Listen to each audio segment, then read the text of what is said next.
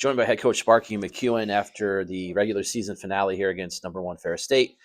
Ferris State takes this one 44-23. Coach, just some initial thoughts on today's game.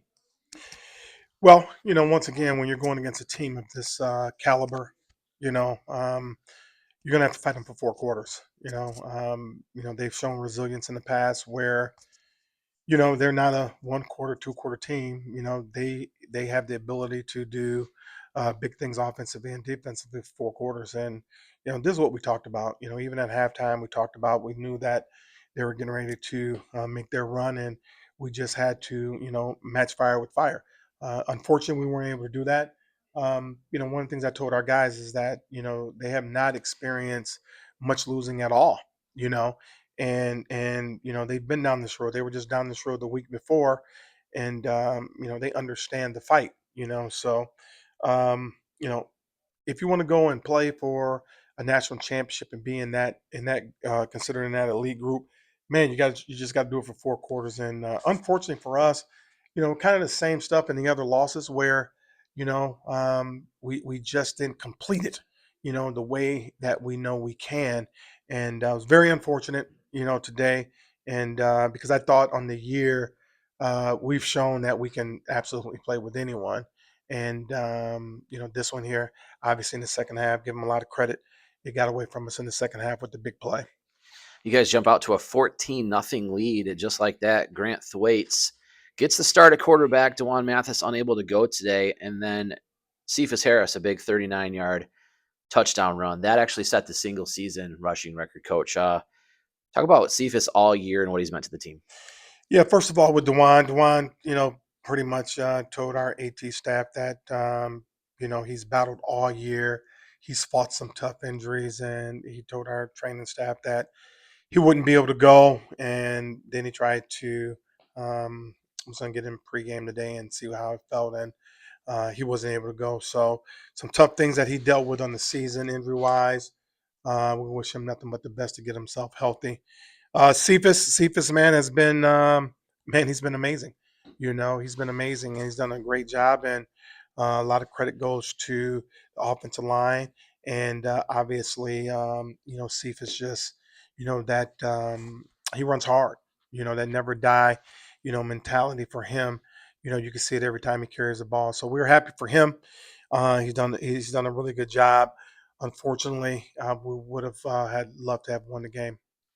Just looking at the stats, I didn't realize this until now. He did set a single game record, 185 rushing yards on 24 carries. First back to go over 1,000 yards in a season here for us at DU. Again, you guys get some turnovers. Markel Guilford, a 68-yard fumble return for a score. You go up 20-7 there in the second quarter. I know they come back, get 2 points on a blocked PAT and return it.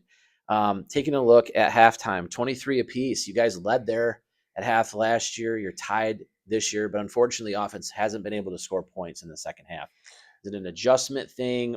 How do you pinpoint maybe why the offense hasn't been able to score in the second half in the last two outings? This is something that, has been, frustrating. It's been extremely frustrating. And the second half, not being able to get in the end zone, that's something that we've talked about, as a staff. So, it's a good question, man. We're going to have to go back to the drawing board, take a look at it. And, we definitely have some tools here.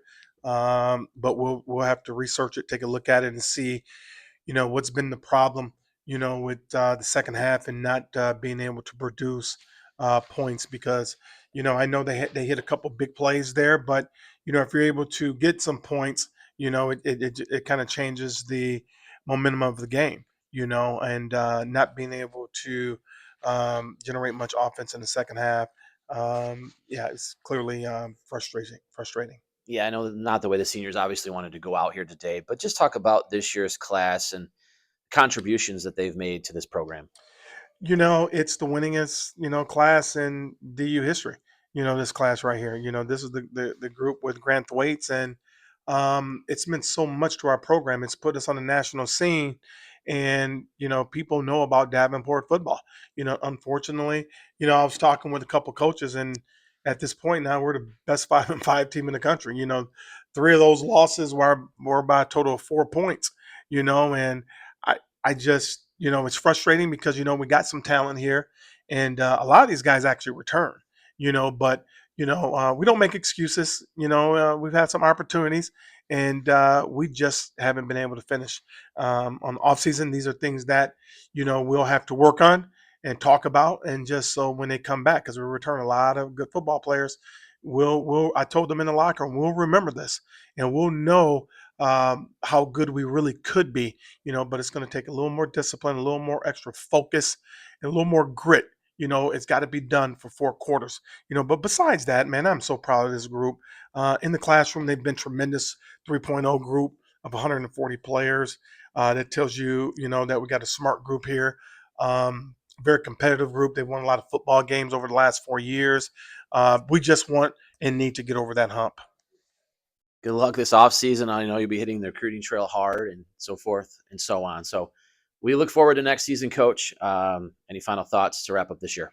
No, man, it's been one of those different years for us. It could be a little different than what it is right now, but unfortunately, at the end of the day, you are what your record says you are. And right now, we're a 500 ball club, and we got to go back to the drawing board, get ready for the next season, get some good recruits in here, and develop the players that we already have, and just take that next step and getting back to being playing DU football.